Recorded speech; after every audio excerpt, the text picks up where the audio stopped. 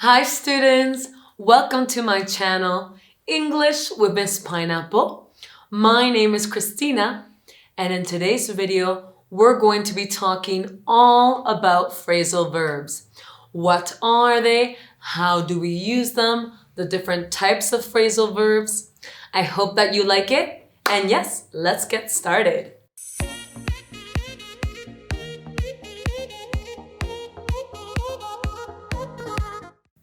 So you may be asking yourself, what are phrasal verbs?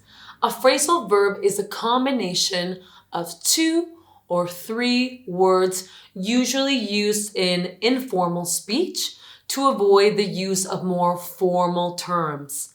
For example, we are more likely to use to get together, the phrasal verb get together, rather than to congregate in a regular, informal situation. So phrasal verbs are made up of a verb plus a particle, and this particle can be a preposition or an adverb. When a verb and a particle come together to make a phrasal verb, they take on a completely different meaning to that of the original verb. So you should never guide yourself by what the meaning of the verb is on its own, but more so on the new meaning that the verb plus the particle have created together, the meaning of the phrasal verb. So let me give you some examples. We can say, please turn off the iron. Turn off is a phrasal verb. Or I wake up at 8 o'clock every morning. Wake up is another phrasal verb. Or my boss and I never get along. We argue every week. So you probably have already been using many phrasal verbs without even thinking about it. We actually start learning phrasal verbs at the very beginning when we're learning English. Wake up, get up, those are all phrasal verbs. So you already have a few of them, and over time you'll learn some more. So another question you may have is, how do we use them? We use phrasal verbs the same way that we would use normal verbs. So it doesn't matter if the verb is regular or irregular, we conjugate the verb depending on the tense, and we leave the particle as is. So now let me give you some examples in some different tenses so that you can see how the phrasal verb changes depending on the tense. For example, I grew up in a big family. This is an example in the past. Another example is, we are looking after our neighbor's plants while they are on holiday. And this is an example in a continuous tense. Or we can say, I will call her back when I have time. And here we have an example in a future tense. So as you can see in those examples, in the phrasal verb, the verb is changing. The verb is conjugated just like a normal verb, but the particle obviously stays the same. Now, phrasal verbs can be transitive or intransitive. And if the phrasal verb is transitive, it can be separable or inseparable. Let's take a look and see what all of this means. So before we start to talk about transitive phrasal verbs, why don't we review what transitive verbs are? A transitive verb needs to transfer its action to something or to someone. What I mean is that these types of verbs require objects to complete their meanings.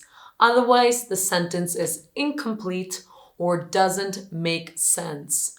So a transitive verb always needs a direct object. For example, please make breakfast. If I say, please make, you're going to ask, what would you like me to make, Cristina? So the verb make is transitive because it requires the object breakfast to make sense. Without breakfast, without the object, it doesn't make sense. It's not complete. So these verbs are transitive because they require an object. Please make breakfast. Now let's take a look at transitive phrasal verbs. So as mentioned before, these phrasal verbs require an object to complete their meaning because they're transitive phrasal verbs. An example would be, you need to fill out this form to register for the course. The phrasal verb fill out is transitive because it requires the object. So you cannot say you need to fill out. Fill out what? What do I need to fill out? The form. So fill out is a transitive phrasal verb. Another example would be, I have on a coat because it's cold outside. I cannot say, I have on. No, you need an object after for it to make sense. So have on, this phrasal verb is transitive. I have on a coat because it's cold outside. Another example is, she used up all the shampoo. We need to buy some more. Again, use up is a phrasal verb that is transitive because it requires an object. So now let's move on to intransitive verbs. We can review those and then we'll talk about intransitive phrasal verbs. An intransitive verb is a verb that doesn't need an object, right? It doesn't require an object. So the sentence is complete and makes sense without the object. For example, they jumped. I don't need an object after jumped. It makes perfect sense without one. Or the dog ran. Again, I don't need an object after the verb ran. Continuing with intransitive phrasal verbs. So intransitive phrasal verbs, as mentioned before, they don't require an object to complete their meaning. For example, I woke up at 10:30 a.m. The phrasal verb wake up is intransitive. It doesn't require an object after it. Or the girls dressed up for the party. Dress up is another phrasal verb that is intransitive. Or after only 2 years, my computer broke down. The phrasal verb break down is intransitive. And this is actually a true story. My computer did break down after 2 years.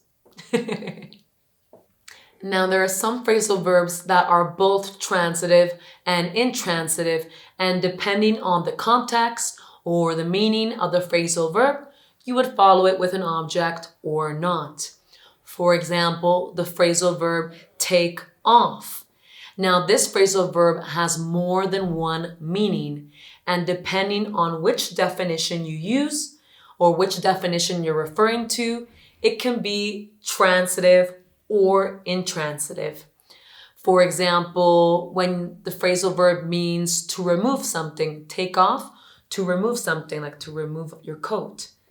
This would be a transitive phrasal verb in this context. Or if the phrasal verb take off means to leave the ground or begin to fly, this would be intransitive. Let's take a look at some examples. So if, for example, I say, please take off your boots before entering the house. Here, this phrasal verb, well, in this context, it would mean to remove something, which is transitive, right? Please take off what? Your boots. The object is your boots. So it is transitive in this context. But if I say, the plane took off 1 hour ago, here, the meaning of take off is to leave the ground or begin to fly. And in this context, the phrasal verb is intransitive. So it really just depends on which context you use the phrasal verb for. So now, as I mentioned before, transitive phrasal verbs can also be either separable or inseparable.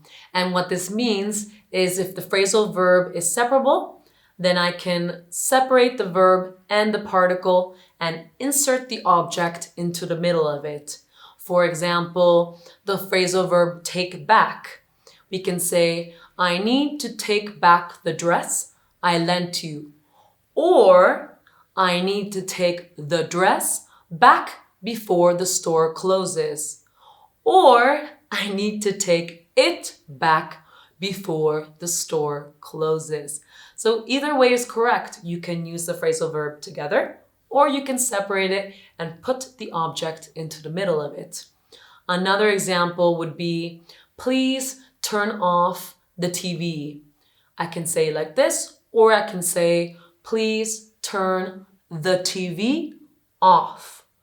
Or, please turn it off. So you can use either one and all of them are correct. But don't forget that we cannot separate intransitive phrasal verbs. So only transitive phrasal verbs can be separable or inseparable. Now let's talk about inseparable phrasal verbs. So as you can imagine, inseparable phrasal verbs are phrasal verbs that you cannot separate.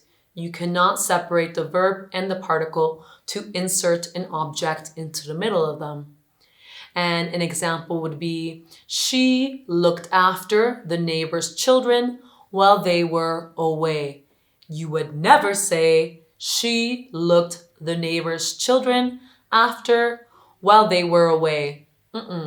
This phrasal verb, look after, is inseparable, so you cannot separate it and insert the object into the middle.